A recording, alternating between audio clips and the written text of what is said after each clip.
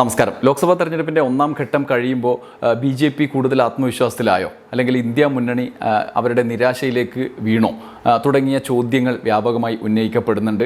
102 മണ്ഡലങ്ങളിലേക്കുള്ള ഒന്നാം ഘട്ട തെരഞ്ഞെടുപ്പ് അവസാനിച്ചപ്പോൾ ഇങ്ങ് തമിഴ്നാട് മുതൽ ആസാമും മണിപ്പൂരും അപ്പുറത്ത് UP വരെയുള്ള സംസ്ഥാനങ്ങളിൽ, പ്രത്യേകിച്ച് തമിഴ്നാട്ടിൽ സമ്പൂർണ്ണമായി എല്ലാ സീറ്റുകളിലേക്കും മത്സരം നടന്നു. മറ്റ് സ്റ്റേറ്റുകളിലൊക്കെ നടന്നു കഴിഞ്ഞ മത്സരങ്ങളിലെ ദിശാസൂചി എന്താണ്, എങ്ങോട്ടാണ് തിരിയുന്നത് എന്നുള്ള വിലയിരുത്തലുകളാണ് നടക്കുന്നത്.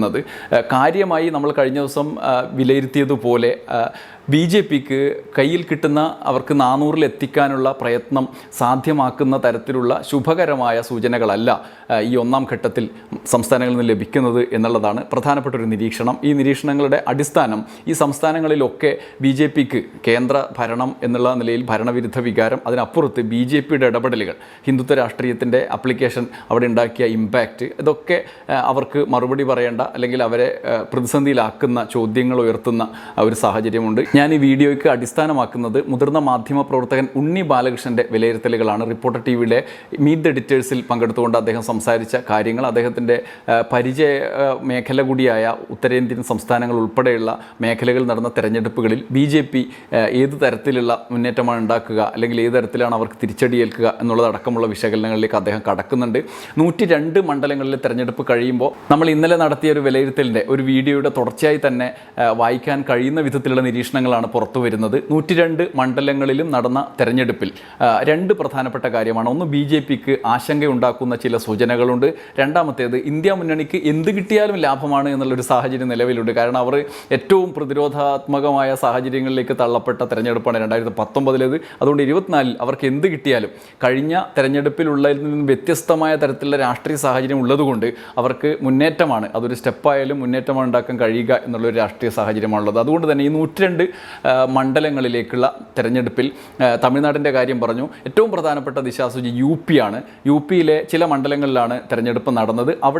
അവിടുത്തെ രാഷ്ട്രീയ സാഹചര്യങ്ങൾ BJPക്ക് ശുഭകരമല്ല എന്നുള്ളതാണ് ഉണ്ണി ബാലകൃഷ്ണൻ നടത്തുന്ന നിരീക്ഷണം. BJPയെ സംബന്ധിച്ചിടത്തോളം ഏറ്റവും വെല്ലുവിളി നിറഞ്ഞ ഒരു ഘട്ടമാണ് ഒന്നാം ഘട്ടം. അതിന് വ്യക്തമായ കാരണമുണ്ട്. ഏറ്റവും പ്രധാനമായി വെസ്റ്റേൺ UP ഇന്ന് തെരഞ്ഞെടുപ്പിലേക്ക് പോയിട്ടുണ്ട്. വെസ്റ്റേൺ UP എന്ന് പറഞ്ഞാൽ 8 സീറ്റുകളാണ് അവിടെ ഉള്ളത്. മുസാഫർ നഗർ, സരാൻപൂർ, ബിജ്നോർ, കൈരാന, നാഗിന, രാംപൂർ, പിലിഭിത്ത്, ഇങ്ങനെ വളരെ പ്രധാനപ്പെട്ട 8 കോൺസ്റ്റിറ്റ്യുവൻസികൾ വെസ്റ്റേൺ UPയിലുണ്ട്. ഈ വെസ്റ്റേൺ UPയിൽ ഏപ്രിൽ 7-ാം തീയതി, ഈ മാസം 7-ാം തീയതി ഒരു വളരെ പ്രധാനപ്പെട്ട മഹാപഞ്ചായത്ത് നടന്നു. ആ മഹാപഞ്ചായത്ത് വിളിച്ചു കൂട്ടിയത് രാജ്പുത് സമുദായക്കാരാണ്. രാജ്പുത് സമുദായക്കാർ ആ മഹാപഞ്ചായത്ത് വിളിച്ചു കൂട്ടിയിട്ട് ആഹ്വാനം ചെയ്തത് ബോയ്ക്കോട്ട് BJP എന്നാണ്. മുസാഫർ നഗർ അതിൻ്റെ ചുറ്റുമുള്ള പ്രദേശമാണ് ഈ വെസ്റ്റേൺ UP. വെസ്റ്റേൺ UPയിലെ ഏറ്റവും പ്രധാനപ്പെട്ട വോട്ട് ബാങ്ക് നമുക്കറിയുന്നത് പോലെ മുസ്ലിം വോട്ട് ബാങ്കാണ്. അവിടെയാണ് 2013-ൽ വലിയ കലാപം ഉണ്ടാവുകയും ആ കലാപത്തിൻ്റെ നേട്ടം UPയിലുടനീളം BJP കൊയ്യുകയും ചെയ്തത്.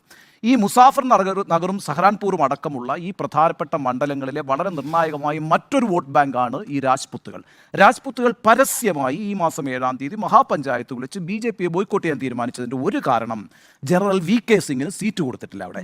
അതിൻ്റെ ഭാഗമായി രാജ്പുത്തുകൾ, അതുപോലെ തന്നെ ത്യാഗികൾ, സേനീസ്, കശ്യപുകൾ, ഇവരൊക്കെ തന്നെയും വലിയ രീതിയിൽ BJP ആയിട്ട് വിയോജിച്ച് നിൽക്കുന്ന ഒരു സ്ഥലത്താണ് 8 പ്രധാനപ്പെട്ട സീറ്റുകളിൽ ഇന്ന് ഉത്തർപ്രദേശിൽ തെരഞ്ഞെടുപ്പ് നടക്കുന്നത്.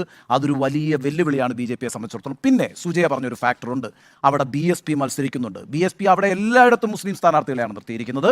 സ്വാഭാവികമായിട്ടും BJPക്ക് അവിടെ ഏക പ്രതീക്ഷ എന്ന് പറയുന്നത് ഈ മുസ്ലിം വോട്ട്സ് BSP ഭിന്നിപ്പിച്ചാൽ ഈ പറയുന്ന രാജ്പുത്തുകളുടെ ആ പ്രതിഷേധത്തെ മറികടക്കാൻ BJPക്ക് കഴിയുമെന്ന് വിചാരിക്കുന്നു. പക്ഷേ അവിടെ ഒരു പ്രശ്നം, അവിടുത്തെ മുസ്ലിങ്ങൾ ഇക്കുറി അങ്ങനെ BSPയുടെ ഈ ചതിക്കുഴിയിൽ വീഴുമെന്ന് ഞാൻ പ്രതീക്ഷിക്കുന്നില്ല. അവിടെ എൻ ബ്ലോക്കായിട്ട് മുസ്ലിംസ് ഇന്ത്യ ബ്ലോക്കിന് തന്നെ വോട്ട് ചെയ്യുകയാണ് എങ്കിൽ രാജ്പുത്തിൻ്റെ ഈ പ്രതിഷേധം കൂടി വന്നാൽ വെസ്റ്റേൺ UP ഒരു വലിയ പ്രശ്നമായിട്ട് മാറും. UPയിൽ തന്നെ പിലിഭിത്ത് മണ്ഡലം വടക്കേ ഇന്ത്യയുടെ ആകെ രാഷ്ട്രീയ സ്വഭാവത്തെ പ്രതിനിധീകരിക്കുന്ന തരത്തിലേക്ക് മാറാറുണ്ട് പലപ്പോഴും. അത് കോൺഗ്രസ് ആയാലും BJP ആയാലും അവിടെ നമ്മൾ കൽപ്പിച്ചു കൊടുത്തിരുന്ന ഒരു രാഷ്ട്രീയ സങ്കല്പമുണ്ട്. അതിനോട് ചേർന്ന് നിന്ന് ഉള്ള ഒരു സവർണ വരേണ്യ രാഷ്ട്രീയ ബോധം അവിടെ നിലനിൽക്കുന്നുണ്ട്. അതിൽ നിന്ന് വ്യത്യസ്തമായി BJP അവിടെ ഇത്തവണ നടത്തിയ ചില ഇടപെടലുകൾ അവിടെ തിരിച്ചടിയാകും എന്നുള്ള നിരീക്ഷണം ഉണ്ണി ബാലകൃഷ്ണൻ മുന്നോട്ട് വെക്കുന്നുണ്ട്. ഈ പിലിഭിത്ത് കൂടിയുണ്ട് കേട്ടോ. പിലിഭിത്ത് എന്ന് പറയുന്ന മണ്ഡലം, അതായത് വെസ്റ്റേൺ UPയിലെ 8 മണ്ഡലങ്ങളിൽ ഒരു മണ്ഡലം പിലിഭിത്താണ്. അതെന്താണ് ആ പിലിഭിത്തിന്റെ പ്രത്യേകത? പിലിഭിത്ത് എന്ന് പറയുന്നത് മനേകാ ഗാന്ധി സ്വതന്ത്രയായും ജനതാദളിന്റെ ഭാഗമായും മത്സരിച്ച് വിജയിച്ചിട്ടുള്ള മണ്ഡലമാണ്. പിന്നീട് അവർ BJPയിൽ ചേർന്നു. BJPയിൽ നിന്ന് വിജയിച്ചിട്ടുള്ള മണ്ഡലമാണ്. ഈ മനേകാ ഗാന്ധിയുടെ മകൻ വരുൺ ഗാന്ധി ആയിരുന്നു പിന്നീട് പിലിഭട്ടിൽ നിന്നുള്ള MP ഇവരെ രണ്ടുപേരും മാറ്റി നിർത്തിയിരിക്കുകയാണ്. അവർക്ക് സീറ്റ് കൊടുത്തിട്ടില്ല.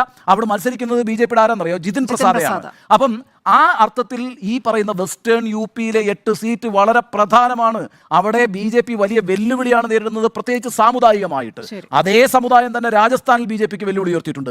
മഹാരാഷ്ട്രയിലും ബീഹാറിലും BJP വിചാരിക്കുന്ന രീതിയിൽ ഇക്കുറി പെർഫോം ചെയ്യില്ല എന്ന് BJPക്ക് ഉറപ്പുണ്ട്. മറ്റൊന്ന് രാജസ്ഥാനാണ്. രാജസ്ഥാൻ ഇത്തവണയുള്ള പ്രത്യേകത കഴിഞ്ഞ കാലത്തിൽ നിന്നും വ്യത്യസ്തമായി അശോക് ഗെഹ്ലോട്ടും സച്ചിൻ പൈലറ്റും ഉൾപ്പെടെ കോൺഗ്രസ് ശക്തമായി ഒരുമിച്ച് മുന്നോട്ട് പോകുന്നുണ്ട്. നിയമസഭാ തെരഞ്ഞെടുപ്പിൽ വേണ്ടുന്നത് കിട്ടി, അവിടെ നിന്ന് സർക്കാർ തന്നെ പോയി. അതുകൊണ്ട് കോൺഗ്രസിന് ഒരു തിരിച്ചറിവ് രാജസ്ഥാനിൽ ഉണ്ടായിട്ടുണ്ട് എന്നുള്ളതാണ് നമുക്ക് വാർത്തകളിൽ നിന്ന് മനസ്സിലാവുക. അതുകൂടാതെ കോൺഗ്രസിൻ്റെ ആധിപത്യ മനസ്സിനെ ചെറുതായിട്ടൊന്ന് ഉലച്ചു കഴിഞ്ഞിരുന്നു ഈ കഴിഞ്ഞ കാലത്തെ അനുഭവങ്ങൾ. അതിൻ്റെ തുടർച്ചയായി 2019 നിന്ന് വ്യത്യസ്തമായി ചില ചെറിയ പാർട്ടികളായിട്ടുള്ള സഖ്യങ്ങൾക്കൊക്കെ വിട്ടുവീഴ്ച ചെയ്യാൻ അവർ തയ്യാറായി. അതുകൊണ്ട് തന്നെ വോട്ട് ഭിന്നിച്ചു പോകുന്നൊരു സാഹചര്യം രാജസ്ഥാനിലില്ല. ഇന്നലത്തെ ഒന്നാം ഘട്ടത്തിൽ ചില സീറ്റുകൾ രാജസ്ഥാനിലേതുണ്ട്.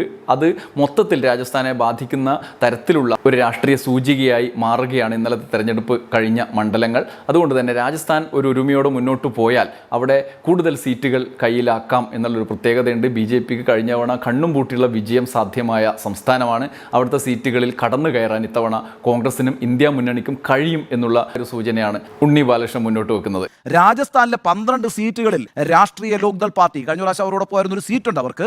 ആ പാർട്ടി പ്രാവശ്യം കൂടിയാണ് ഇന്ത്യ ബ്ലോക്കിനോടൊപ്പമാണ്. ഭാരതീയ ആദിവാസി പാർട്ടി ആരോടൊപ്പമാണ്? ഇന്ത്യ ബ്ലോക്കിനോടൊപ്പമാണ്. CPM, CPI അടക്കമുള്ള ഇടതുപക്ഷ പാർട്ടികൾ ആരോടൊപ്പമാണ്? ഇന്ത്യ ബ്ലോക്കിനോടൊപ്പമാണ്. 2019 തെരഞ്ഞെടുപ്പിൽ എന്താ അവിടെ കണ്ടത്? ഒറ്റയ്ക്കാണ് കോൺഗ്രസ് മത്സരിച്ചത്. എന്നിട്ട് 25 സീറ്റിലും തോറ്റു. ഇപ്രാവശ്യം മുന്നണി ഉണ്ടാക്കിക്കൊണ്ട് എന്ന് മാത്രവുമല്ല, അവിടെ വസുന്ധര രാജേ സിന്ധ്യ എന്താ ചെയ്യുന്നത്? വസുന്ധര രാജേ സിന്ധ്യ ഈ പ്രചരണത്തിൽ ഇറങ്ങിയിട്ടില്ല. വസുന്ധര രാജേ സിന്ധ്യ ഒരു ചെറിയ ആളല്ല രാജസ്ഥാൻ രാഷ്ട്രീയത്തിൽ. അതുമാത്രവുമല്ല, BJPയുടെ ദേശീയ നേതൃത്വം മാത്രമാണ് രാജസ്ഥാനിലെ കാര്യങ്ങൾ തീരുമാനിച്ചെന്നൊരു പ്രതിഷേധം ആ പാർട്ടിയിൽ അവിടെയുണ്ട്. അവിടുത്തെ മുഖ്യമന്ത്രിയെയും അവിടുത്തെ പാർട്ടി പ്രസിഡന്റിനെയും നോക്കുകുത്തിയാക്കിയിരുത്തിക്കൊണ്ട് നരേന്ദ്രമോദിയും അമിത്ഷായുമാണ് അവിടെ കാൻഡിഡേറ്റിനെ തീരുമാനിച്ചിട്ടുള്ളത്. അതിനകത്ത് ചില പ്രതിഷേധങ്ങളുണ്ടെന്ന് മാത്രവുമല്ല, ഈ സച്ചിൻ പൈലറ്റ് വരുന്ന ഗുജ്ജർ വിഭാഗം, അതുപോലെ തന്നെ മീണ വിഭാഗം, ഈ വിഭാഗങ്ങളിലും ഒരു എതിർപ്പ് BJPയോട് രൂപപ്പെട്ടിട്ടുണ്ട്. ഞാനൊരു കാര്യം പറയാം. 2018 തൂത്തുവാരിയാണ്. 2018 വലിയ വിജയമാണ് കോൺഗ്രസിനുണ്ടായത്. പക്ഷേ 2019 എന്താ സംഭവിച്ചത്? BJP അവിടെ തൂത്തുവാരി. 2024 ഇപ്രാവശ്യം BJP അവിടെ വിജയിച്ചു. 23 അവിടെ BJP വിജയിച്ചു, സംസ്ഥാന സർക്കാർ പിടിച്ചു. 2024 സ്ഥിതി രാജസ്ഥാനിലും അങ്ങനെ ആയിരിക്കില്ല. അതുകൊണ്ട് ഈ പറയുന്ന BJPയെ സംബന്ധിച്ചിടത്തോളമാണ് ഈ ഫസ്റ്റ് ഫേസ് നിർണായകമാകുന്നത്. ചുരുക്കത്തിൽ ഇന്ത്യ മുന്നണിക്ക് ഈ 102 സീറ്റിൽ എന്ത് കിട്ടിയാലും ലാഭമാണ്. കാരണം കഴിഞ്ഞ തവണ ഈ 400 സീറ്റിലേക്ക് എത്തിക്കാനുള്ള മണ്ണൊരുക്കാൻ BJPക്ക് കഴിഞ്ഞിട്ടില്ല എന്നുള്ളത് യാഥാർത്ഥ്യമാണ്. 400 പോട്ടെ, ഭൂരിപക്ഷം നേടണമല്ലോ. ആ ഭൂരിപക്ഷത്തിലേക്ക് പോകണമെങ്കിൽ കഴിഞ്ഞ നിലവാരം എന്താണ്, അതിനനുസരിച്ച് മുന്നേറ്റം അവർക്കുണ്ടായോ എന്നുള്ളത് പ്രധാനപ്പെട്ട ചോദ്യമാണ്. ഹിന്ദുത്വ രാഷ്ട്രീയത്തിൻ്റെ കാര്യത്തിൽ, ഭരണത്തിൻ്റെ കാര്യത്തിൽ, ഇടപെടലിൻ്റെ കാര്യത്തിലൊക്കെ ദേശീയ സർക്കാർ ജനങ്ങളോട് എങ്ങനെ പെരുമാറി എന്നുള്ളത് അനുകൂലമായ വോട്ടിങ്ങിനെ സ്വാധീനിക്കാവുന്ന തരത്തിലുള്ള ഒരു സാഹചര്യമല്ല സൃഷ്ടിക്കുന്നത് എന്നാണ് പലരുടെയും നിരീക്ഷണം. ഈ സാഹചര്യത്തിൽ എന്ത് കിട്ടിയാലും ഇന്ത്യ മുന്നണിക്ക് എത്ര സീറ്റ് കൂടുതൽ കിട്ടിയാലും മെച്ചമാണ്. അതിനുള്ള രാഷ്ട്രീയ സാഹചര്യവും ഉണ്ട്. നിലവിൽ കഴിഞ്ഞതിനേക്കാളും ഒരു സ്റ്റെപ്പ് മുന്നോട്ട് പോയിട്ടുണ്ട് അവർ. വോട്ട് ഭിന്നിച്ചു പോകുന്ന തരത്തിൽ ഇപ്പോൾ UP ആയാലും രാജസ്ഥാൻ ആയാലും ഡൽഹി ആയാലും വോട്ട് ഒരു തരത്തിലും കഴിഞ്ഞ തെരഞ്ഞെടുപ്പിൽ ഇതുപോലെ ഭിന്നിച്ചു പോകാനുള്ള സാഹചര്യമില്ല എന്നുള്ളതാണ് യാഥാർത്ഥ്യം. നമുക്കറിയുന്നത് പോലെ കഴിഞ്ഞ പ്രാവശ്യം 50 സീറ്റ് ഒന്നാം ഘട്ടത്തിൽ UPAക്ക് കിട്ടിയതിൽ 39 സീറ്റിൽ 38 സീറ്റും DMK പിടിച്ചതുകൊണ്ടാണ്. DMK പിടിച്ചുകൊണ്ടാണ് ആ മുന്നേറ്റം ഉണ്ടാക്കാൻ കഴിഞ്ഞത്. എന്നാൽ കോൺഗ്രസ് മറ്റുള്ള എല്ലാ സംസ്ഥാനങ്ങളിലും വളരെ മോശപ്പെട്ട പെർഫോമൻസ് കാഴ്ചവെച്ചത്. അവർക്ക് ആകപ്പെടെ 52 സീറ്റല്ലേ ഇപ്പോഴും ഉള്ളൂ. നിതീഷ് കുമാർ മഹാവികാസ് അഘാഡിയിൽ നിന്നും പിന്തിരിഞ്ഞ് BJP സഖ്യത്തിലേക്ക് പോയി. ഈ സാഹചര്യത്തിൽ അവർക്കുണ്ടാകാനിടയുള്ള ഒരു തിരിച്ചടി, ഭരണവിരുദ്ധ വികാരം, കേന്ദ്രം പോയിട്ട് സംസ്ഥാനത്തിൻ്റെയും ഭരണവിരുദ്ധ വികാരം ഇത്തവണ BJPക്കെതിരെ ആഞ്ഞടിക്കുക എന്നുള്ളതാണ്. കാരണം നിതീഷ് അവിടെയാണല്ലോ, നിതീഷല്ലേ സർക്കാർ. അതുകൊണ്ട് അവിടുത്തെ യോജിപ്പ് വ്യാപകമായിട്ട് ഉള്ളതും ഇന്ത്യ മുന്നണിയെ സഹായിക്കും എന്നുള്ളതൊരു യാഥാർത്ഥ്യമാണ്. ആ സാഹചര്യം ഇന്ത്യ മുന്നണിക്ക് അനുകൂലമായി മാറും. മഹാരാഷ്ട്രയിലും ഈ സാഹചര്യമുണ്ട്. ശിവസേനയുമായി ബന്ധപ്പെട്ട പ്രശ്നങ്ങൾ, NCP, ഇങ്ങനെ പലവിധ രാഷ്ട്രീയ പ്രശ്നങ്ങളിലൂടെ കടന്നു വന്ന പ്രതിസന്ധികളിൽ നിന്ന ഒരു മുന്നണിയാണ് ഇന്ത്യ മുന്നണി, അല്ലെങ്കിൽ പ്രതിപക്ഷ സഖ്യം. അവർ ഇത്തവണ പലവിധ വിയോജിപ്പുകൾ, പ്രശ്നങ്ങളൊക്കെ അതിജീവിച്ച് ഒറ്റക്കെട്ടോടെ നിൽക്കുന്നു എന്നുള്ളത് മഹാരാഷ്ട്രയെ സംബന്ധിച്ചും പ്രധാനപ്പെട്ട ഒരു കാര്യമാണ്. ഭരണവിരുദ്ധ വികാരം കേന്ദ്രമായാലും സംസ്ഥാനമായാലും അത് ഇന്ത്യ മുന്നണിക്ക് അനുകൂലമായി മാറും എന്നുള്ളത് മഹാരാഷ്ട്രയുടെയും കാര്യമാണ്. ബീഹാറിലേതുപോലെ മഹാരാഷ്ട്രയിലും ബീഹാറിലും ഇന്ത്യ ബ്ലോക്ക് വലിയ രീതിയിൽ പെർഫോം ചെയ്യുമെന്ന് BJPയുടെ ആഭ്യന്തര സർവേ തന്നെ റിപ്പോർട്ട് ചെയ്തുകൊണ്ടിരിക്കുന്നു. അതുകൊണ്ട് ഞാൻ വിചാരിക്കുന്നത് ഈ ഒന്നാം ഘട്ടം യഥാർത്ഥത്തിൽ നിർണായകമായിരിക്കുന്നത് BJPക്കാണ്. കാരണം BJP 400 സീറ്റ് കിട്ടി അധികാരത്തിൽ വരുമെന്ന് പ്രഖ്യാപിച്ചിരിക്കുന്ന പാർട്ടിയാണ്. വരികയാണ്. കോൺഗ്രസിനെ സംബന്ധിച്ചിടത്തോളം എന്ത് കിട്ടിയാലും അത് മുതൽക്കൂട്ടാണ്. അതുകൊണ്ട് കോൺഗ്രസ് 2019 ബാഡ് പെർഫോമൻസിന്റെ അപ്പുറത്തേക്ക് കടക്കുകയും BJPയുടെ പല സീറ്റുകളിലും വിജയിച്ചു വരികയും ചെയ്യാനുള്ള സാധ്യതയുണ്ട്. ഈ 102 സീറ്റുകൾ പ്രധാനപ്പെട്ട ഒരു ദിശാസൂചിയായി നിൽക്കുമ്പോൾ നമുക്ക് മനസ്സിലാവുന്നൊരു കാര്യം, ഇന്ത്യ മുന്നണി അവരുടെ പ്രധാനപ്പെട്ട ഒരു ഘട്ടം കടന്നു, അവർക്ക് ആത്മവിശ്വാസം വർദ്ധിക്കുന്നുണ്ട് എന്നുള്ളതാണ് ഈ തെരഞ്ഞെടുപ്പിൻ്റെ ആദ്യഘട്ടം കഴിയുമ്പോൾ നമുക്ക് മനസ്സിലാവുക.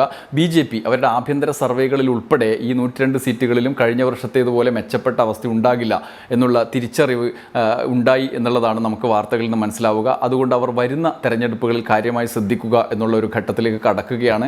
അവരുടെ പ്രതീക്ഷ ഈ 102 സീറ്റുകളിൽ പഴയതുപോലെ ഇല്ല എന്നുള്ളതാണ് ഇതുവരെയുള്ള വിശകലനങ്ങളിൽ നിന്ന് നമുക്കും മനസ്സിലായത്. വരുന്ന തെരഞ്ഞെടുപ്പ് ഘട്ടങ്ങൾ എങ്ങനെയായിരിക്കുമെന്ന് കാത്തിരുന്ന് കാണാം. ആരുടെ ആത്മവിശ്വാസം വർദ്ധിപ്പിക്കും, ആരുടേത് കുറക്കും എന്ന് നമുക്ക് കാത്തിരുന്ന് കാണാം. നന്ദി, നമസ്കാരം.